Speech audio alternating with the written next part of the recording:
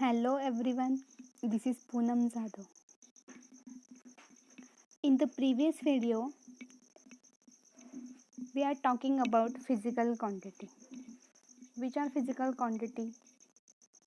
Mass, velocity, acceleration, distance, displacement, length, area, work. ये हमने देखा था. And types of physical quantity, scalar quantity and vector quantity. Scalar quantity के लिए हमें सिर्फ मैग्नीट्यूड की ज़रूरत पड़ती है और वेक्टर क्वांटिटी के लिए हमें मैग्नीट्यूड प्लस डायरेक्शन की ज़रूरत पड़ती है. उसके भी हमने एग्जाम्पल देखे थे. तो आज के वीडियो में हम देखने वाले mass and weight. What is a mass and what is a weight, what is the difference between mass and weight. So let's start. आपको एक अर्थ दिख रही है और एक मून. मुझे बताइए, जो अर्थ पर आपका मास होगा, क्या वही मास आपका जो आपका वेट अर्थ पर होगा? वेट, नॉट अ मास. जो आपका वेट अर्थ पर होगा, यहाँ पे जितना वेट होगा, सपोज आप यहाँ पे खड़े, जितना वेट यहाँ पे होगा, क्या उतना ही वेट मून पे भी होगा? यानी कि अर्थ एंड मून पे आपका वेट सेम होगा? गेस कीजिए. तो नहीं, जो आपका अर्थ पर वेट होगा उससे मून पर होने वाला वेट अलग होगा. यानी कि अर्थ एंड मून पर आपका वेट डिफरेंट होगा. तो वही हम देखने वाले. What is a weight and what is a mass. So पहले हम देखते हैं मास. मास के बारे में पढ़ते हैं. मास क्या होता है? What is a mass? Mass is a measure of matter. Mass is a measure of matter. यानी कि एक ऑब्जेक्ट होता है, उसमें कितना कंटेंट भरा हुआ है, कितना एक मैटर में कितना कंटेंट भरा हुआ है, उसे हम कहते हैं mass. The amount of matter present in a substance. Substance में कितना मैटर भरा हुआ है, उसे हम क्या कहते हैं? मास. आपको यहाँ पे एक मेडिसिन की बोतल दिख रही है, तो इसमें क्या होगा? इसमें जो मेडिसिन भरे हुए हैं, यानी कि वो क्या हुआ? कंटेंट हुआ, मैटर. और ये जो क्या हुआ? सब्सटेंस. इस सब्सटेंस में कितना मैटर कंटेंट किया है, कितना मैटर भरा हुआ, वो क्या हो गया? उसका मास. अगर आपने इसका मास किया, सपोज ये हुआ 5 ग्राम. ठीक है, 5 ग्राम क्या हो? उसका मास, यानी कि इस कंटेंट का mass. Amount of matter content in a substance. जो मैटर प्रेजेंट है इस सब्सटेंस में, उसका क्या हुआ है? Mass. This is the mass. Mass depend on the number and kind of atom. Mass किस पर डिपेंड होता है? एटम. अब इस मेडिसिन में, इस बोतल में मेडिसिन है, यानी कि उसमें कुछ एटम है, सब्सटेंस है, मैटर है, उसमें कुछ एटम है, एटम में प्रोटॉन, न्यूट्रॉन, इलेक्ट्रॉन है. तो हम मास मेजर करते हैं, यानी कि हम क्या मेजर करते हैं? एटम मेजर करते हैं. यानी कि मैटर में क्या क्या प्रेजेंट होता है, उसको मेजर करते हैं. The mass of an object is the mass of an object regardless of where the object is. हमने इसका मास मेजर किया, यानी कि इसके एटम मेजर किए. This is a mass. Amount of matter present in a substance. Substance में कितना matter content है, ये क्या हुआ? उसका मास. ये तो हो गई इस मेडिसिन की बोतल का मास. सपोज हमने एक बॉक्स लिया और इस बॉक्स में हमने कुछ बुक्स रखे हमारे. ठीक है, ये कुछ बुक्स है हमारे इसमें. तो मैं कहूँ इस बॉक्स का मास कीजिए, तो क्या होगा? इस मास बॉक्स में क्या है? बुक्स. यानी कि मैटर क्या हुआ? बुक्स. सब्सटेंस क्या है आपका? बॉक्स. बॉक्स में क्या खड़े? बॉक्स में क्या रखे हमने? बुक्स. यानी अमाउंट ऑफ मैटर, बॉक्स में कितने बुक्स रखे आपने, वो क्या होगा? उसका मास. सपोज इस बॉक्स में 2 ही बुक्स हैं, तो इसका वेट है 2 kg. सपोज हमने यहाँ पे 6 बुक्स डाले इसमें, तो इसका मास हो गया 4 kg. ठीक है, दिस इज द डिफरेंस. यानी कि ये बुक्स क्या हुए? मैटर. और ये बॉक्स क्या हुआ? सब्सटेंस. तो सब्सटेंस में कितना कंटेंट भरा हुआ है, इसे हम क्या कहते हैं, मास. What is a mass? The amount of matter present in a substance is called mass. तो unit of mass, unit of मास. अगर आप मार्केट में गए वेजिटेबल खरीदने के लिए तो आप इसका वेट करके लेकर आते, तो आप क्या बोलते, 2 किलो आलू दे दो, तो 2 किलो, किलोग्राम. तो किलोग्राम क्या हुआ, मास का यूनिट. केजी, हम उससे कैसे डिनोट करते हैं, केजी, किलोग्राम. अगर हम वही गोल्ड के शॉप में गए तो हम क्या खरीदते वहाँ से, 2 ग्राम सोने की कुछ ज्वेलरी या एनीथिंग, कोई और चीज़. तो ग्राम, वहाँ पे भी हमने क्या किया है, मास ही लिया ना गोल्ड का. तो क्या हुआ, ग्राम में खरीदा. वेजिटेबल्स किस में खरीदे हमने, किलोग्राम में. This is the unit of mass, kilogram, gram. And mass का डेफिनेशन क्या है, amount of matter present in a substance. Mass is a measure of matter. Mass measure को मतलब मैटर को मेजर करता है, यानी कि सब्सटेंस में कितना मैटर है उसको मेजर करता है, यानी कि mass. This is the mass. अब हम देखते हैं inertia. What is the inertia, force is.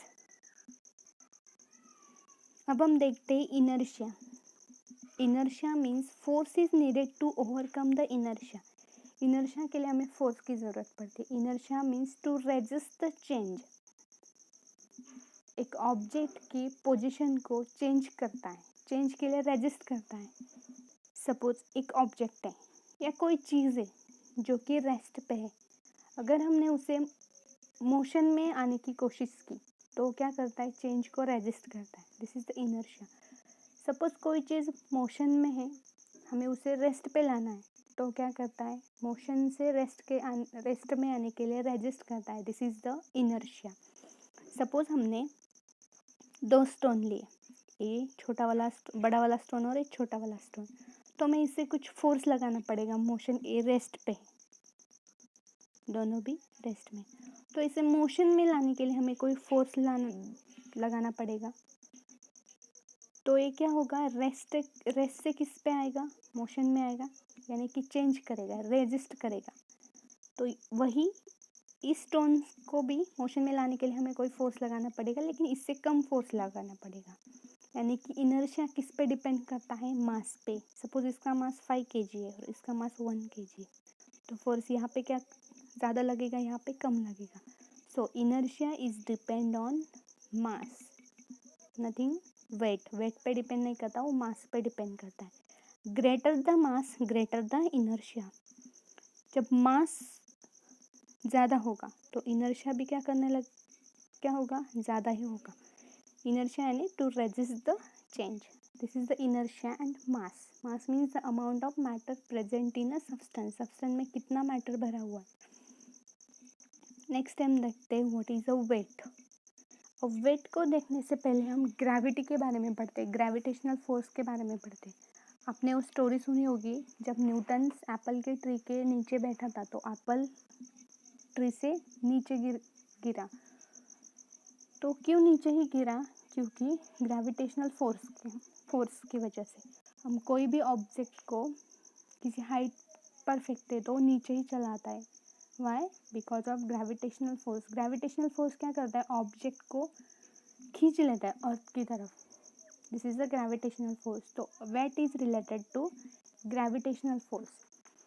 So what is a weight. Weight is a measure of gravitational attraction of object. Weight is a measure of gravitational attraction of object. Weight depend on whether the object is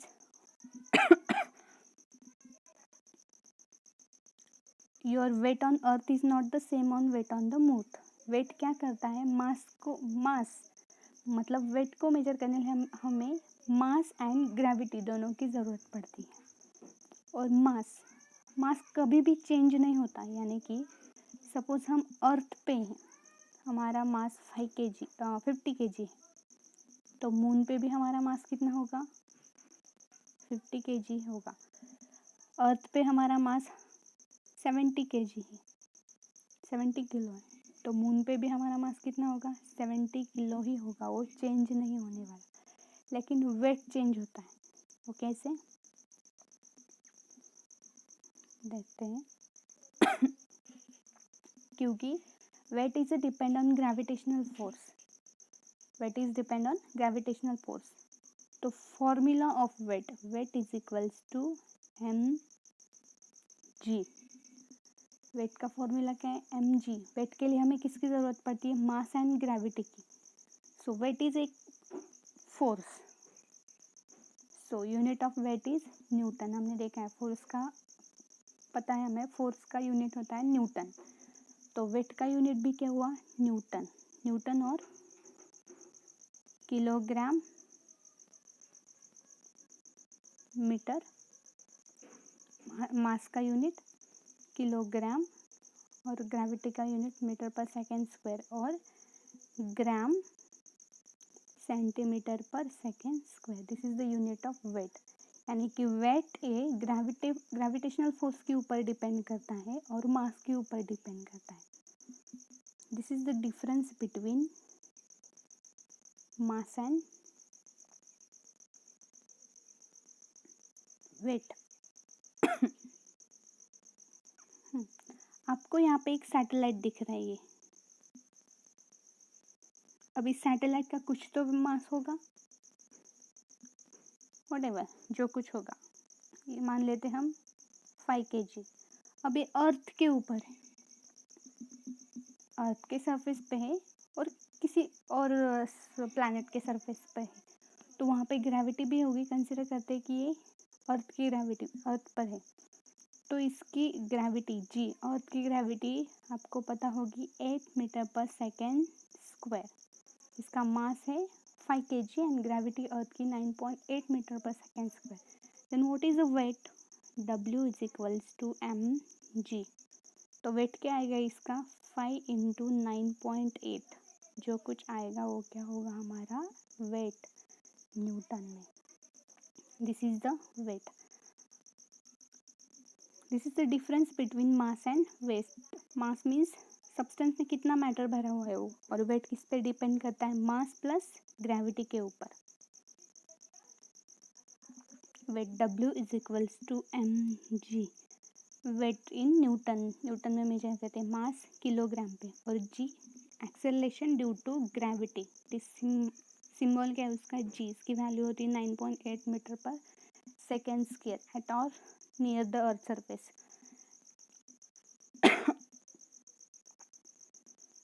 तो यही हमने देखा कि satellite का और आपका wait कितना होगा?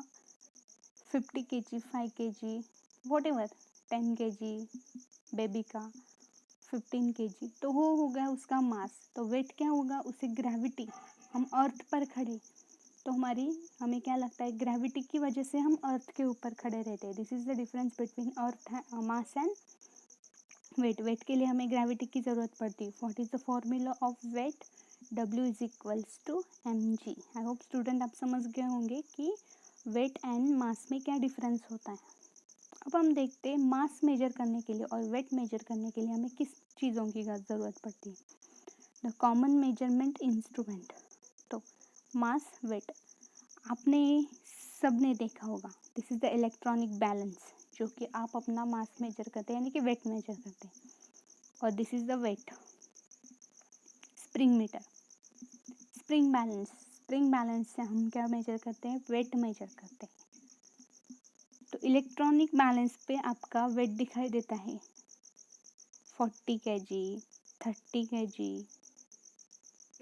35 kg, और स्प्रिंग बैलेंस में आपको वेट दिखाई देता है 40, 50, वो होता है न्यूटन में, क्योंकि वेट एक फोर्स है, एम इंटू जी, ग्रेविटेशनल फोर्स लगा होता है उस पर, इसलिए इसका यूनिट क्या है? 50 न्यूटन।